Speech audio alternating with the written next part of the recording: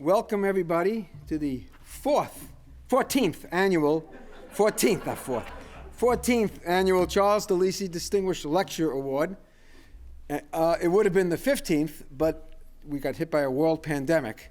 So we actually never canceled on anybody. We just delayed Giannis about a year, and we're able to keep the chosen people ready to give their talks. And now we're back to being live, which is great, in person, listening to people and watching them, and this is the way lectures should be done. I want to first start out by, again, as we've done every year, acknowledging the tremendous career and support that Charles DeLisi has had on the College of Engineering. His deanship, of course, was transformative. We wouldn't have any of these lectures, any of the 14, without Charles here to transform the culture and talent of our faculty to pursue worldwide impactful research in so many areas. And of course, Charles himself being someone to transform the world with his effort in the human genome. And so let me start out by asking everyone to give a hand to Charles for his wonderful support.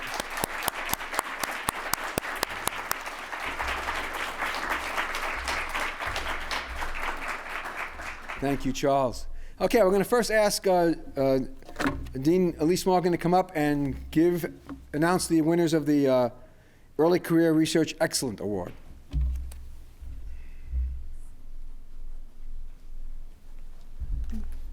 Thank you. This is a good honor to have to introduce the two winners of this year's Early Career Research Excellence Award. This is an award that we use to celebrate the extraordinary success in building high-impact research programs early in one's career. We have two winners. I'm going to say a few words about each of them and then ask them to stand up. The first is Roberto Tron. His research interests combine elements of systems and control theory, robotics, and computer vision, with particular emphasis on multiple robotics agents and human-robot interactions. Roberto has made significant contributions in addressing questions of safety and performance of teams in complex environments and managing the computational load incurred when agents are performing cooperative tasks. His work is also extended to developing novel distributed sensor platforms that combine techniques from robotics and machine learning with dynamic models of human motion to enable larger segments of the population to age safely in place. His far-ranging contributions across fields exemplify the strength of our college in convergent research. He's received more than $3 million in funding from a diverse set of funding agencies, from the National Science Foundation, National Institutes of Health, Office of Naval Research, American Heart Association, and more. He's graduated 4 PhD students already, has more than 3,000 citations, and is an associate editor for the IEEE Transactions on Robotics. He's also been instrumental in expanding the college's robotics curriculum through innovative additions of coursework and pedagogy. So please join me in congratulating Roberto Tron.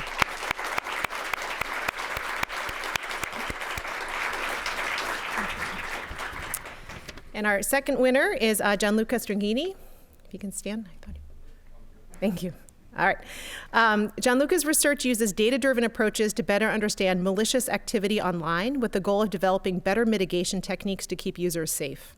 He has worked in topics such as malware, online fraud, and spam, and developing both groundworking software and participating in takedown efforts of online criminal operations.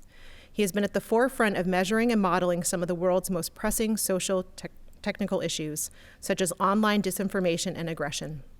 In this work, he combines techniques from signal processing, image processing, machine learning, and computational social science. He's also developed approaches to process online information and determine the influence that different online communities have on each other. And he is recognized as a leader in system security. He's a recipient of several NSF grants, including a career award, and he's published more than 120 peer-reviewed publications.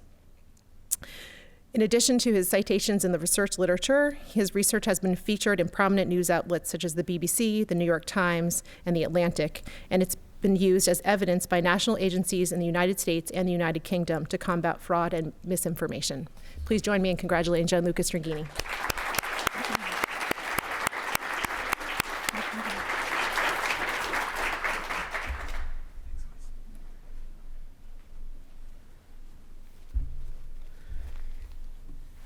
Take the mask on, mask off. Adds an extra 25 minutes to the whole thing.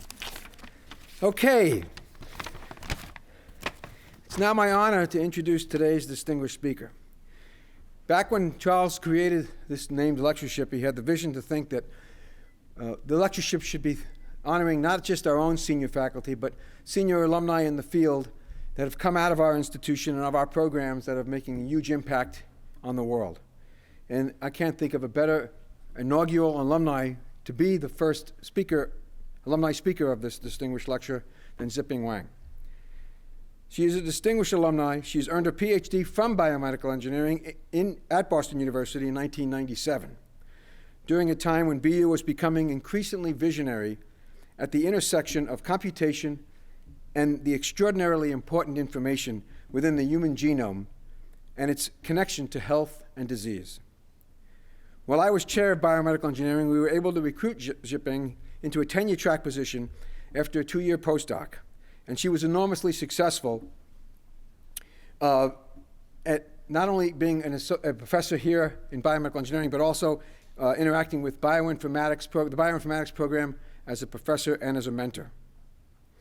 Her research success was immediate and extraordinary, and she was promoted to associate professor in 2003 while playing a major role, as I said, in the BU bioinformatics program. In 2008, Zhiping was recruited away by the UMass Medical to become the director of the University of Massachusetts Medical School Bioinformatics and Integrative Biology program, where she is the Lee Ribo Chair of Biomedical Research. Dr. Wang's research is on genomics, epigenomics, transcriptomics, and molecular recognition. She is a computational genomicist who leverages the power of big data to understand the mysteries of the human genome. She has developed a systematic approach to define regulatory elements in the human and mouse genomes based on a select set of predictive epigenomic signals, and to annotate the activities of these elements across hundreds of cells and tissues. These efforts might result in gene therapies that will correct or alleviate disease symptoms. Zhiping co-led the Data Analysis Center of the ENCODE consortium since 2012. Her team has developed computational methods to analyze deep sequencing data of transcriptomes methods to study the biogenesis and regulatory mechanisms of small silencing RNAs. Her group developed one of the most widely used protein-protein docking algorithms called ZDock, the most widely used benchmarks for protein docking and binding affinity predictions. She leads data analysis centers in 2 consortium funded by the NIH to identify core regulatory circuitry of the human cell. She has published over 200 papers, cited about 68,000 times, with an H-index of 106. She is a fellow of the American Institute for Medical and Biological Engineering and a fellow of the International Society of Computational Biology. She also is a co-founder of Argenta Therapeutics, mentioned here, which is using RNA targeting platforms to discover small molecules for the treatment of cancer and neurological disorders.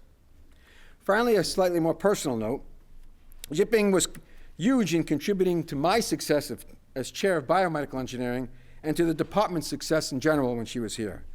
I remember vividly going through dry runs with Zhiping as we prepared for the Whitaker Foundation Leadership Award site visit, a $15 million award. And I remember during those dry runs, she and I argued about whether she should include a complex equation on a slide, and I said she should not, so she removed it. When she gave the presentation, the site visit team asked questions about why she did not show the mathematical foundation of the visionary research she was doing. And she immediately pointed to me and said, "He made me take it out."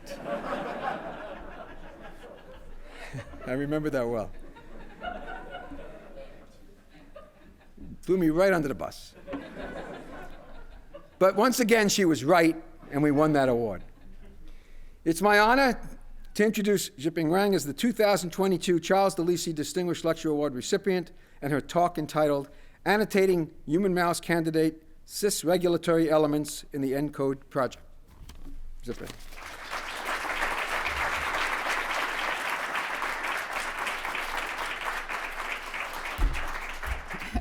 Thank you, Ken. Ken has this amazing sense of humor that I missed too much after I left.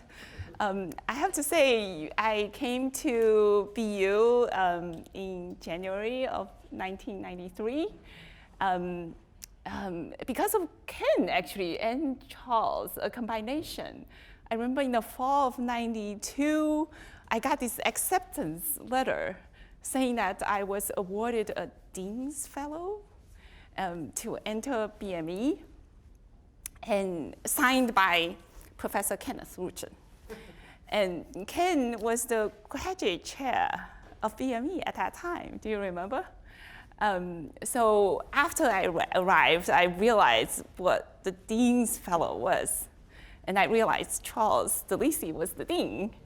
And they all came together. I was very puzzled. But, and then I had to keep on badgering Charles to join his lab to do my PhD thesis. And I did succeed in that, by the approach of throwing people under the bus. I became quite good at it. And because of Charles, I basically learned, Charles has a lot of friends from previous endeavors. As you have heard, when Charles was director of DOE's health and environmental projects, Charles initiated the Human Genome Project. And after he moved to BU, and lots of Charles's previous friends would come, and I would try to squeeze into the conversation, trying to learn about the thing and what was remarkable about it. And took up research in addition to the protein docking work. I gradually took up genomics as well. And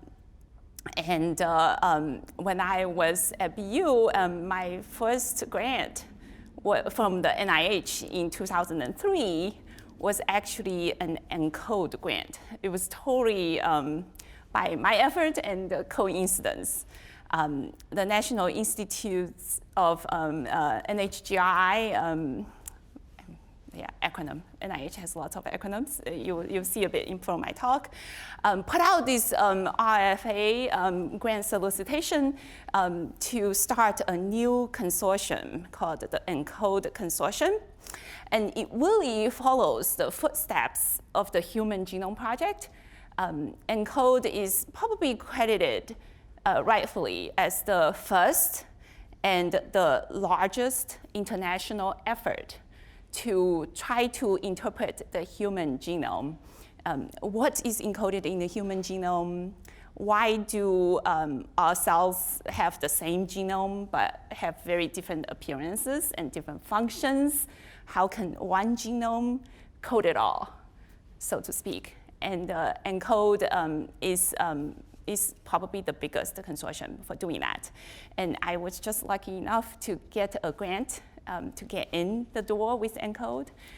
ENCODE finished in February this year, so it was a 2-decade effort. During the time, ENCODE grew a bit bigger, but I have worked throughout the ENCODE, and I would say perhaps carrying on Charles's vision to try to understand what is in a human genome. So today I'm going to give you an overview, hopefully not too detailed, about my lab's contribution to this project. Let's get started. So to motivate the discussion a little bit, you probably have heard of genome-wide association studies. So there are people who have a distinct disease or a trait, a population of people, and then there are controls. And we could go and sequence their genomes and compare what's different between the genomes. So these are little places. If you randomly pick 2 people, they probably differ 1 in 1,000.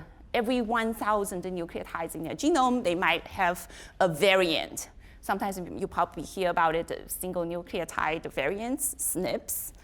And if you compare cases versus controls and array across all the chromosomes in the human genome, you will see some variants would pop up and be associated with the diseases.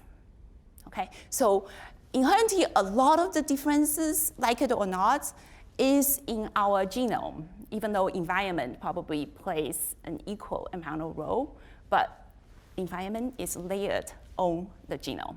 So we want to understand how our genomes work in regular processes such as development or differentiation or even germline versus soma, different cell types, and also what makes some people more susceptible to some diseases and some less susceptible.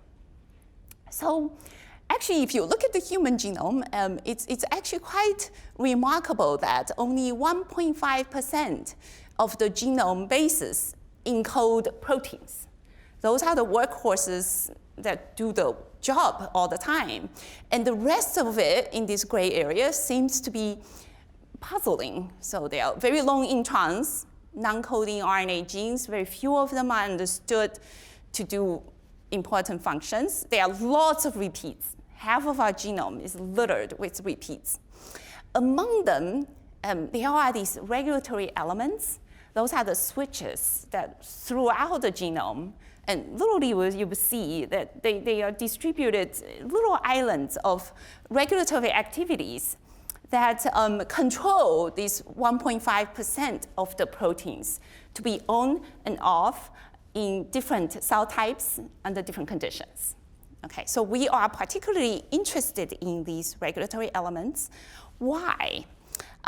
So I just told you about this GWAS analysis. GWAS has been so successful that right now there is a whole catalog funded by NHGRI in combination with European Bioinformatics Institute, EBI. So there's a whole catalog of like 13,000 this kind of whole genome-wide associations with all kinds of traits and diseases. And the variants that explain the traits and diseases, they don't fall within these coding regions, coding bases very much. I mean, there is an enrichment, 10% versus 1.5%, yet 90% of these variants that are causal, presumably a lot of them are causal, of traits and diseases are in the non-coding regions of our genome. And the good thing is these variants are hugely enriched in these splits of regulatory elements that's scattered about our human genome. So if we could understand how these regulatory elements work in a spatial and temporal manner, then we can hope to understand what makes us different, what makes us susceptible or resistant to diseases, and hopefully contribute to the correction of these problems. Just very quickly, so these regulatory elements, which ones are we talking about? So here is an extremely simplified picture of the linear genome. The genome is actually really linear, right? So you have genes, exons and introns that get turned into an RNA molecule and then turned into a protein later. But there are all these elements that are near the gene, away from the gene, that control the action of the gene. So one well-known one is promoter. Just by the name, it promotes the transcription of a gene, and it's really close to the beginning of the gene. So just if you could remember the color coding, maybe it will help a little bit. So the promoters are red. Okay, just think about it as promotes the gene transcription. There are some enhancers, as the name implies, they enhance transcription through promoters, and they're yellow. And there are silencers, very few of them. These are poorly understood, so we're still trying very hard. They repress transcription. And there are insulators, because the genome is linear, right? So these elements, they promote the transcription of this gene, but you don't want them to promote other genes you don't want to promote. So insulators are like the blockage elements that stops the inappropriate enhancer gene interaction. So the goal of a lot of our biomedical and biological research is to have a predictive understanding of gene regulation. How can we go from these regulatory elements to gene expression in a temporal and spatial quantitative manner? So it's such an important problem. That is basically the goal of this entire consortium. So at its peak, so ENCODE actually went through 2 decades, went through 4 phases.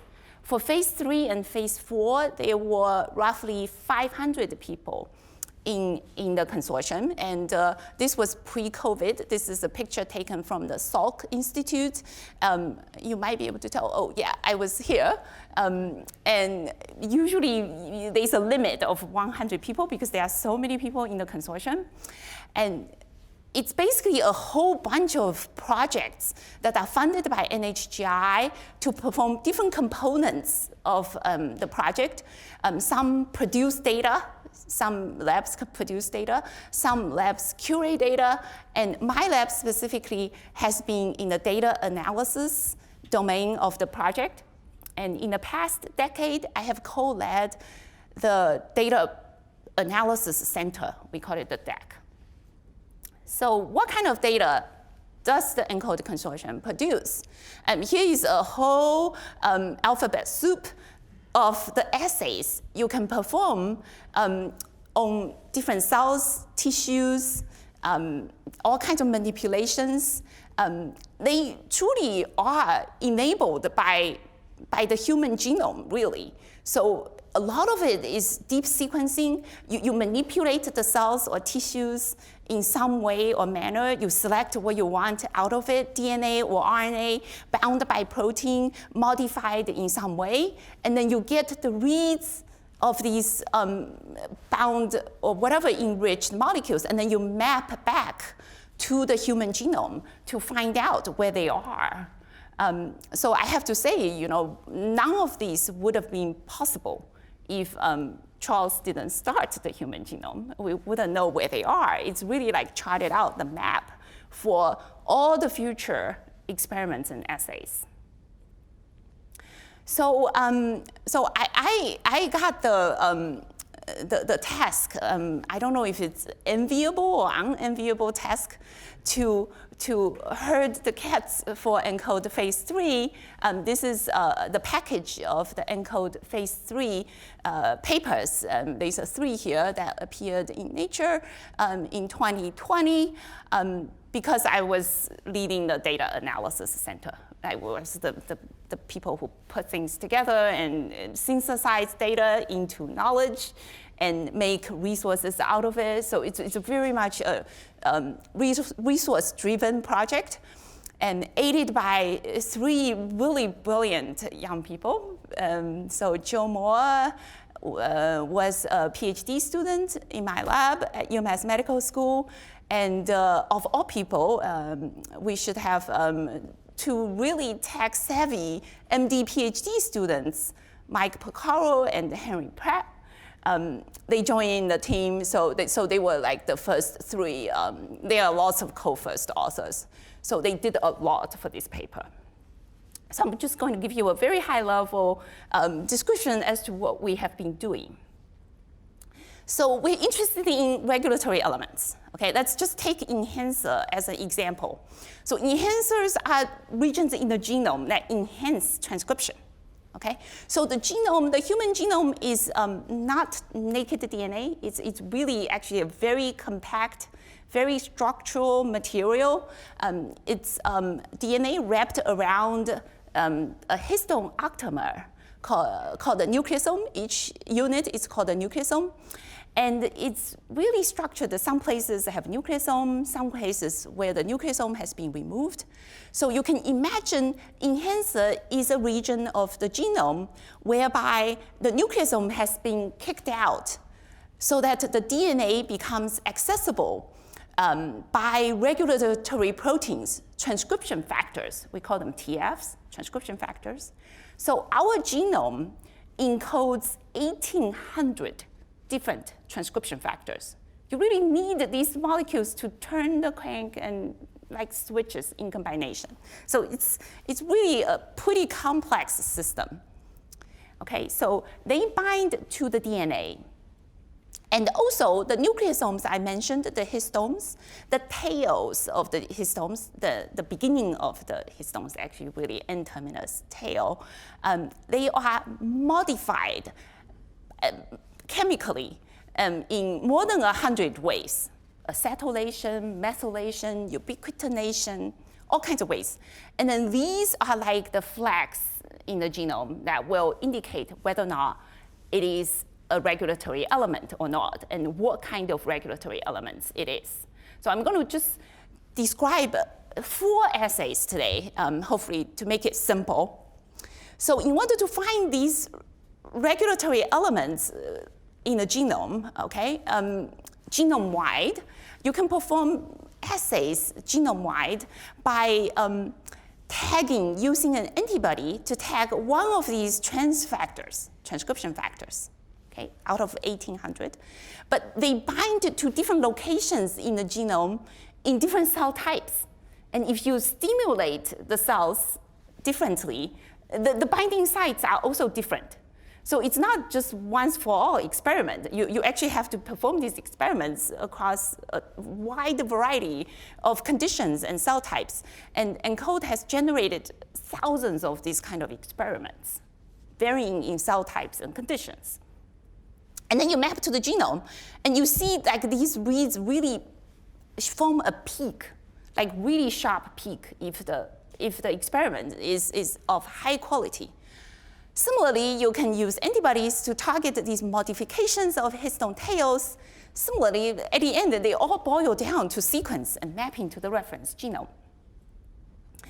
And also, you can try to detect these regions that are devoid of histone proteins, and they make the DNA available so that the transcription factors could bind there. And you can see that this assay is called the DNase, is an endonuclease enzyme that cuts when the DNA is available. And when you liberate the DNA, again, map to the genome, you kind of get the idea at this point. ENCODE has a lot of these kind of experiments. So right now, if you go to the portal of ENCODE, you'll see like 20,000 genome-wide experiments. So here is an example as to how they look like.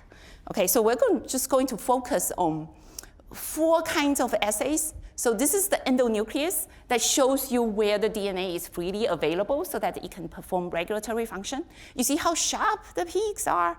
And these are the regions that are likely to be regulatory elements. And they coincide with these histone 3, lysine 4. This is a trimethylation. This is acetylation. This is lysine 27. This is an active promoter marker. If you still remember my mnemonic, promoter is red, right? That's the one near the beginning of the gene. So you see how well they line up? And it's interesting, the peak here is actually at the trough here, because the peak is the spot that's devoid of nucleosome, and then of DNase, and it's the trough because this is measuring the nucleosome tail. Okay, they all match up. And CTCF is one of our 1,800 transcription factors. It's a very special one. This is the only transcription factor in mammals that binds insulator. In lower organisms, there are additional insulator binding proteins. For us, that's all we have. Okay, so CTCF, you see, they really quite line up. So with all these thousands of experiments produced by ENCODE, and we started to build a catalog of these regulatory elements. Okay, so each row here is a cell type. And you see the places that line up, they really line up very nicely. But you can see also some regions are ubiquitous across the cell types, especially at the beginning of a gene, like promoters. Promoters tend to be ubiquitous. And the regions that are in between genes, these are enhancers. They tend to be cell type specific. So we came up with an algorithm to take 1,000 of these kind of data sets and boil them down to a registry of these elements in the genome, so that it's like the repertoire of the regulatory potential that is encoded in our genome. And you can imagine each cell type or each condition will evoke some subset of these elements, but not all of it, usually like 5 to 10% of them. But each cell type is a different 5 to 10%, and that's why our cell types behave differently, because they are using a different subset of the repertoire to regulate how the genes are expressed, different genes are expressed, and when and where to be expressed. And that is actually the gist of why our cells are different. So we take this list, and then we have data in human, we have data in mouse. Don't feel too superior here by the numbers. The reason we have more in humans, we believe human and mouse are really quite similar in this regard, this basic regulatory landscape. ENCODE spends 90% of its money on human, so we have more experiments for humans. And 10% on mouse. We only capture the tip of the iceberg for mouse regulatory potential.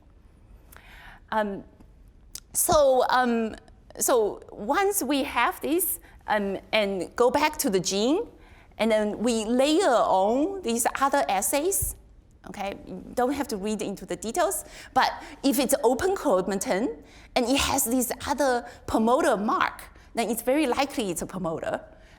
Or if it's CTCF bound, then it's very likely to be an insulator. So we just annotate the whole genome with these elements, trying to figure out what they are. So this is kind of like the tally of the version that was published in the Nature paper. So there are roughly 35,000 promoter-like elements, which kind of makes sense because we have 20,000 genes in our genome, and some of them have alternative starts. So roughly in ballpark, this makes sense. The most we have are these enhancers. Some of them are near genes, 142,000 of them. Some of them are far away from genes, a lot of them. And we have some elements we don't really understand exactly what they do yet. They are probably poised elements or novel elements, and not so many of them, and then they are insulators. So just a bit to drive home what I said earlier, that was like the repertoire of what is available in our genome. And if you go to a specific cell type, this is hepatocyte. It's a type of liver cell. Most of the cells in your liver are hepatocytes. There are subtypes, but I would say maybe 80, 90 of the cells in your liver are hepatocytes. And you can see that these are the boxes is the whole repertoire. We call them CCREs. I know it's kind of hard to remember, but just remember these are regulatory elements, candidate regulatory elements. And the gray ones are the ones that hepatocytes don't use. They are encoded in the genome, but hepatocytes don't use those. It uses like 5 to 10% of them. They light up in this color, promoters, enhancers, insulators. And that's what hepatocyte does, right? When you reprogram cells to become like iPSCs, and you evoke a bigger potential, you go back to the bigger repertoire, and then you can redifferentiate it to use another different subset so that they become a different cell type. Because we have human and mouse, we have we can compare the elements in human and mouse, and they are conserved. Between human and mouse, we can figure out like homology, orthology, and we can do all those very wonderful things. And also after the ENCODE consortium, there is another faculty of the bioinformatics program, Eleanor Carlson, Charles remember her, and she started this Genome consortium. She's actually one of my faculty now. You see all the good relationships continue. She's in my program now. She started this Genome consortium and sequenced 240 placental mammals, and which gives us a lot of branch length to study evolutionary conservation. So these are the lines I showed you in the previous plot with 100 vertebrate genomes. But now if you have more genomes at a shorter evolutionary distance from humans, then suddenly you have more power to resolve evolutionary conservation, which is really, really important for regulatory elements because they evolve faster than genes. Genes stay put for a long evolutionary distance, but regulatory elements, they are much more mobile. They change, they reinvent. Okay? So, and as part of ENCODE phase 4, now my own PhD student, we recently hired her as a tenure track assistant professor. You see the things continue, and Jill Moore has been leading, continue to lead this effort, going from 1 million in the paper we published, now it's 1.8 million, with all the ENCODE phase 4 data poured in, with more types, more functional categorization. We have more acronyms. I'm not going to bore you with, but more types now. We have additional transcription factors. Now we have hundreds of transcription factors, and all go into this resource. So after we have built this resource, this was also part of ENCODE 3 effort. We want to make sure what we make is useful, is accessible. I mean, putting the whole thing on the website of the ENCODE consortium is just the beginning, but it's not enough, right? We want to make sure people use. So here comes my 2 other MD PhD students, and they took on this software engineering project. And they built this web-based tool called Screen. And this is just a real-time movie showing, we actually built our own genome browser as well to show where these elements are. And at that time, we have 1,500 different cell types, and each element is accessioned. We really treat them like genes, accessions through different versions and what kind of activity they can have. So this is like at the end, the genome annotation portal of all ENCODE data folded in. So I mentioned earlier that ENCODE has finished. So we, my lab is actually tasked to basically, at the end, to close the door for ENCODE and folding the entire bolus of ENCODE 4 data, remake this version 5 of the registry, update Screen, and keep it running for whoever wants to use ENCODE data. And everything is connected. So I'm going to skip a couple of slides about how to use it. If you're interested, it's just screen.encodeproject.org.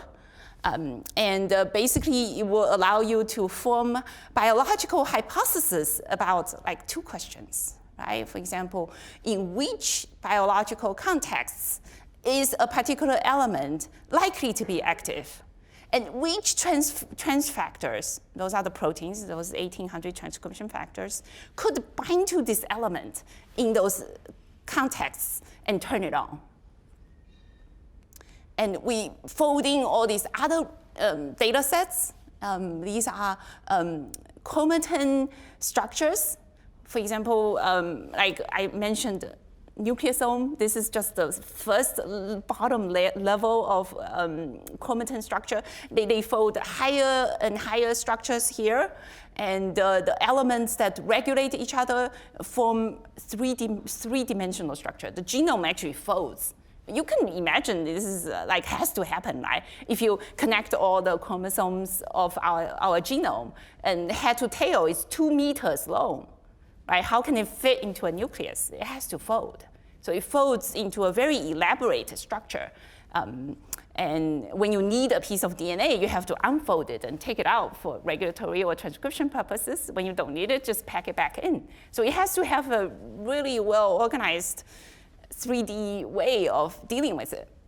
And right now, with the CRISPR whole explosion, now you can perturb the elements by activating it, repressing it, and see what happens to the gene expression. You really can do all these detailed experiments. And EQTL is a bit like GWAS across the population, and sequence everybody and measure their gene expression and try to associate variants with a molecular phenotype. So we fold all these data in, make it accessible in screen. Looking for my water. And also, just for those of you who are curious about the trans factors, I have been telling you about these regions in the genome. Those are cis factors, but the proteins really does the work. They come and bind. So Henry teamed up with another PhD student, Greg Andrews. They built this resource factor book. It's very similar to Screen, but really for each transcription factor. So in case you're interested in that, yeah, we have published extensively on them. They all have motifs where they like to bind. They have all kinds of features. ENCODE produce a lot of this kind of data. So we basically digest it and make it useful. And this is a UMAP, two-dimensional projection of these motifs that the transcription factors bind. They form families. They really are different families and different paralogs, and they all have characteristic motifs. They have all kinds of features you can use to figure out whether or not the motif is real or a false positive.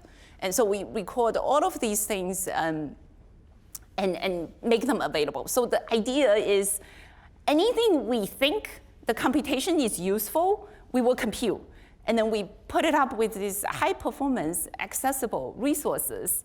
And people who don't want to compute can just use the results. So it's kind of genomic, making digestible, atomized data available to the broad community. So I started my talk by motivating you about genome-wide association variants, like this difference between us. It's very important to study the regulatory elements, and because we want to study what these genetic variants are doing in terms of our molecular phenotypes and even organismal traits. So with this catalog, we can automatically take all the studies, and this was in the Nature paper. At that time, it was only 4,000 studies. Now, if you look, it's like 13,000 studies. This whole thing is exploding. And the genome is complicated. It's not like independent. So there is a lot of linkage between the locations in the genome because meiosis is not random. So there are regions that don't get broken up by meiosis. Linkage disequilibrium, you have to take all that into account and compute. Like, for example, just look at this one example, like lupus, let's say. Lupus is a systemic autoimmune disease. And if you take people who have lupus in one group and then control and figure out what genetic variants might be associated with lupus, okay? And then we take our resource that's across thousands of cell types, and then we do enrichment. B cell, the regulatory elements in B cells are actually the most enriched in the variants that differ between lupus patients and control. So those regions are actually a bit messed up, right, so to speak, in the lupus patients. But they only they only show up in B cells. Okay, if you look at the other cell types, you don't see that. So the ramification is highly cell type specific. So just very quickly, there is one example we use for schizophrenia, which is a neurological disease. There are GWAS studies find these variants. They all have IDs. There are many of them in the genome. And a lot of them, they don't overlap genes. They don't overlap coding genes. They don't even overlap regulatory elements. But if you take into account the genome structure the linkage disequilibrium I mentioned earlier, you can actually link them to elements we define in our registry. And among all these, the genome is actually a vast space. Only one of them kind of makes sense, because this one, if you look across all the cell types with ENCODE data, and this one lights up in neurons. Okay, so only one of them makes sense. And then we can compare human and mouse, and ENCODE has this wonderful data set of mouse fetal development across a time point.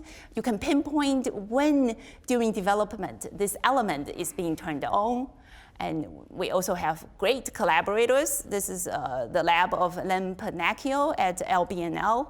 And they have transgenic mouse. They can take this region and have a reporter, legacy reporter, that turns blue here in mouse embryo. And you can also go and change the variant in that and see if the reporter does something different. So we did all that for the paper.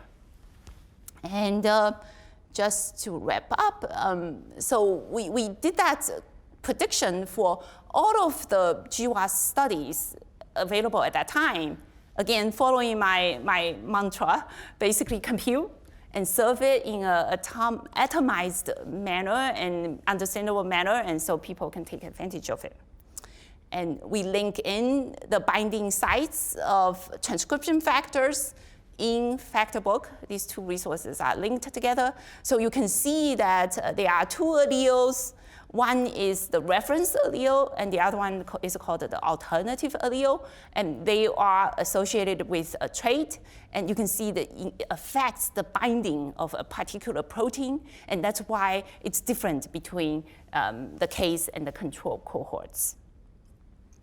And with the Zoonomia project, we actually see increased power for taking advantage of these regulatory elements for understanding a whole bunch of GWAS traits. And this is a summary plot. Let me just skip over for the sake of it. As you can see, we have lots of data, but it's just way too detailed for the audience here. So at the end, here is the end. Thank you for staying with me.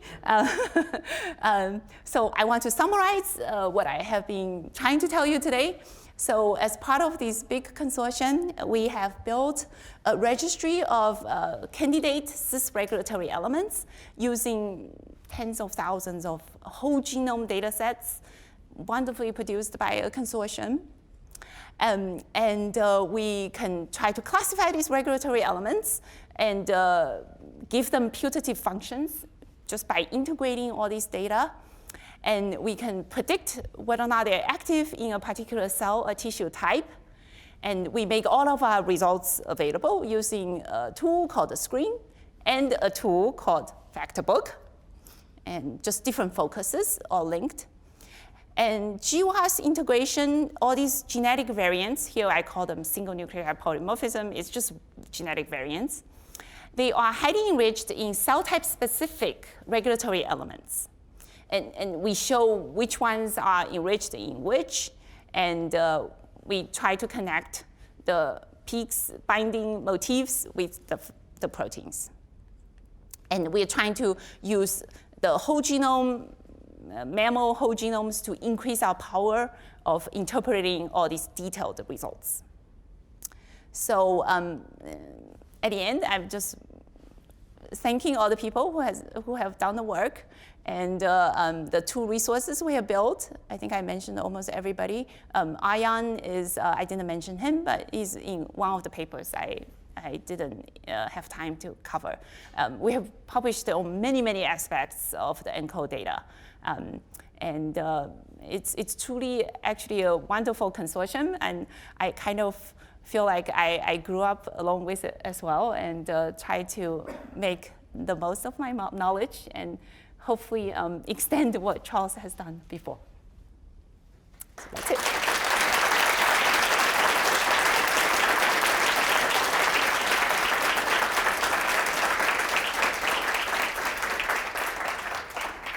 Wow. You few questions, I believe. Right here. There's a microphone. Yeah, thank you for this wonderful talk. And I just have one question. So with the registry that you have built, did you find any sequence similarity within this, like, for example, like a particular like promoter, or is there a way to, right now, since that we have a lot of those sequences that are predicted to be regulatory elements, is it possible to predict it, to see if they are a promoter or not? I don't know if that makes sense. Yes. So there are a lot of follow-up work that I didn't cover that's ongoing in ENCODE phase 4. We're writing up. So ENCODE phase 4, the unique aspect of ENCODE phase 4 are these functional characterization centers. They take these sequences and they do massively parallel reporter assays across cell types and just trying to pinpoint what they are. And also, in addition to that, as you probably are familiar with, like deep learning kind of techniques, and these days they are becoming really powerful. So we are also working with other ENCODE members to take these sequences, basically trying to predict the genome-wide signal of these assays, and the base positions in these elements will stand out as being contributory to the signal, and then the base pairs that stand out are actually binding sites for a lot of the trans factors. So by a combination of deep learning, machine learning techniques, and massively reporter experiments, we can really drill down to base pair resolution and try to tease out what is causal in these elements. These elements are like 250 base pairs long. It's the size of a nucleosome. Irvin? So, being outside the field, I tend to remember buzzwords and things. Yeah. And I remember in the early years hearing a specific buzzword frequently that I didn't hear you say once, and I'm wondering if the whole thinking has changed, and that is, as the data started pouring out, as sequencing started coming in, people started really pumping out all these huge amounts of data, I kept hearing this phrase, junk DNA. Oh, yeah. And as a physicist, my reaction to that is there can't exist junk DNA because evolution wouldn't allow it. But please explain. Yeah, I know. ENCODE actually got into some heat during phase 2 for calling the demise of junk DNA. It's a sore point for us. So as I mentioned at the beginning of the talk, our genome is 50% of our bases are actually repetitive. And those regions, they are in general devoid of functional elements. And there are still good nuggets among them, but it's harder to find those. So I wouldn't say the junk is no longer there. It's harder to find the good base positions among the repetitive elements. Evolution gave you an appendix. Zhiping here, Yes. that was great. That was Oh, fantastic. thank you. So I'm curious. How are you? Yeah, how are you? I think Joyce and I are related.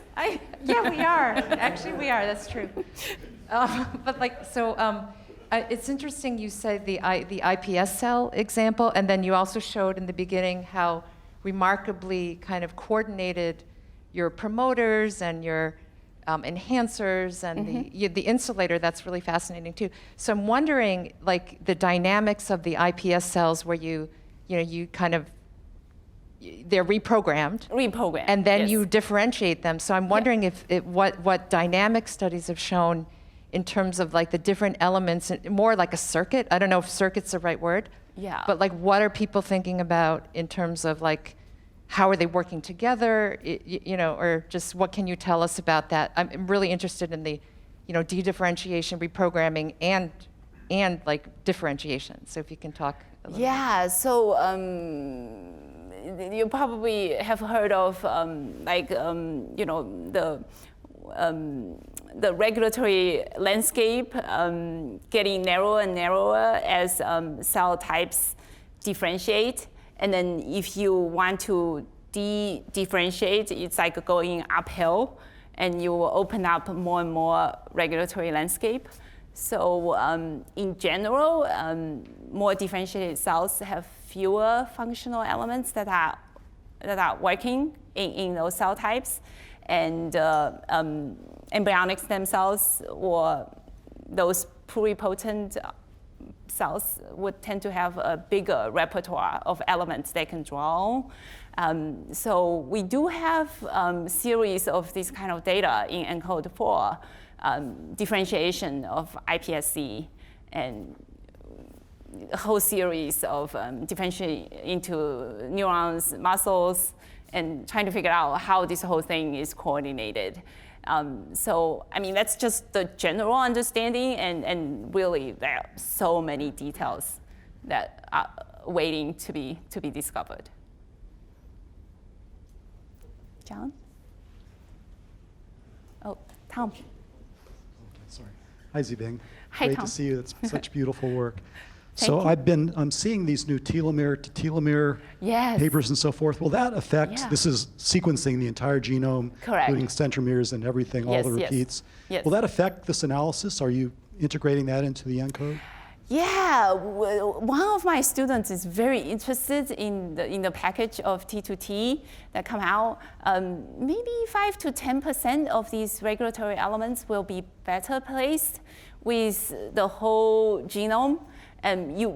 We would need to go back and map the reads and redo the analysis. In their paper, they actually did some of that using ENCODE data and found like 5 to 10% of the peaks additional to ENCODE report.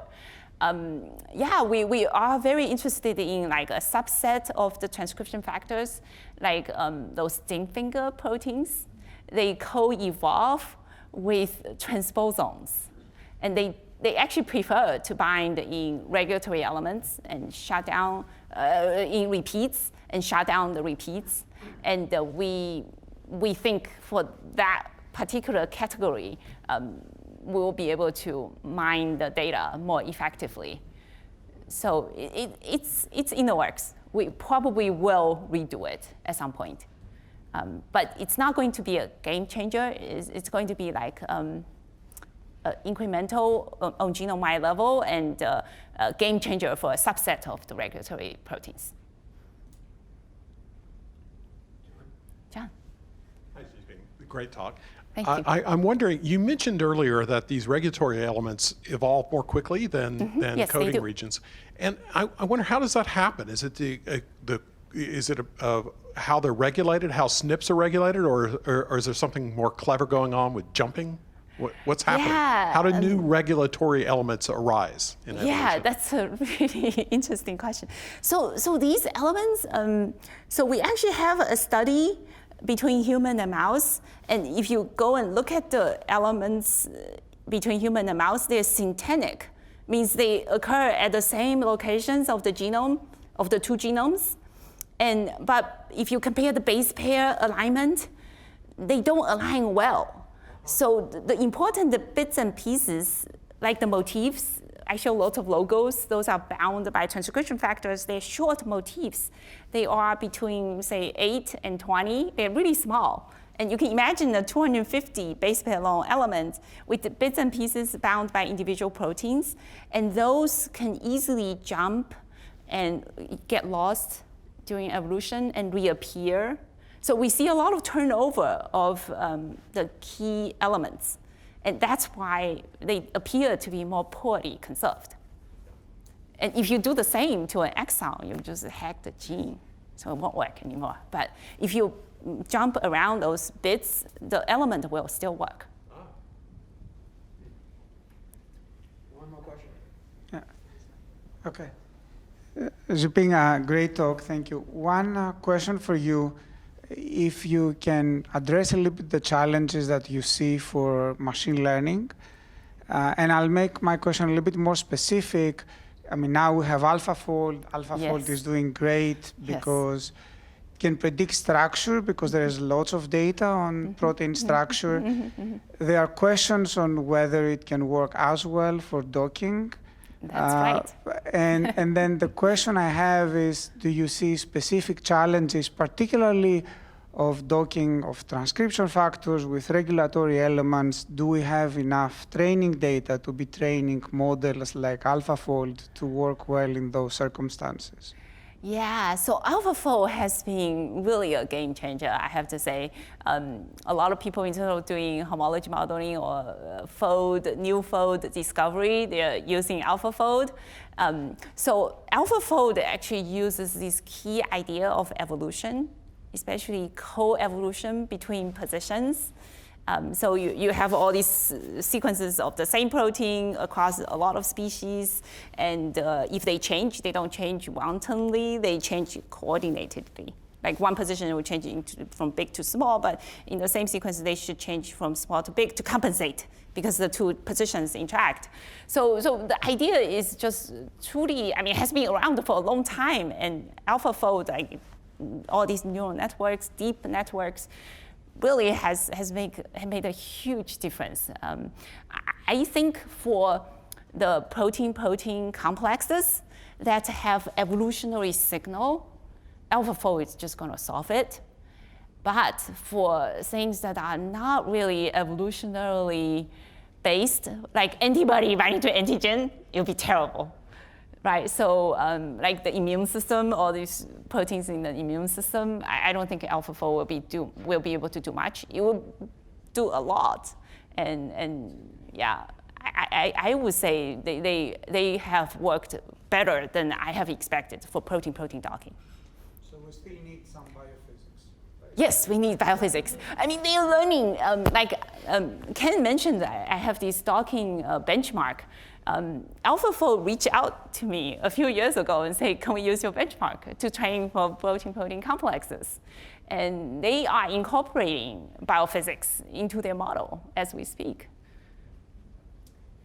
Well, I want to thank Zhiping again. I want to thank the audience for these great questions. Let's give her a big hand one more time. Thank you, Ken. Zhiping, thank you very much. I know you have a named professorship, but we've got you another chair. Bring it up. So we don't actually have a lot of endowed chairs here that are much bigger than this. But we thought you might enjoy a nice engraved chair. That's what you were asking. Wow. So I think they want to take a photograph of us. Yes, yes. Charles? We'll get one with Charles in a second. Oh, that's right.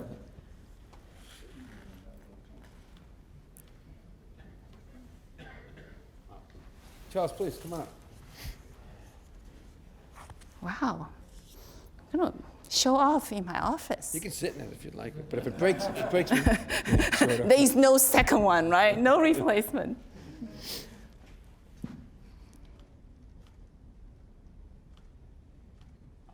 Great. Thank you. Thank you Great. very much again. Thank you for jumping outside.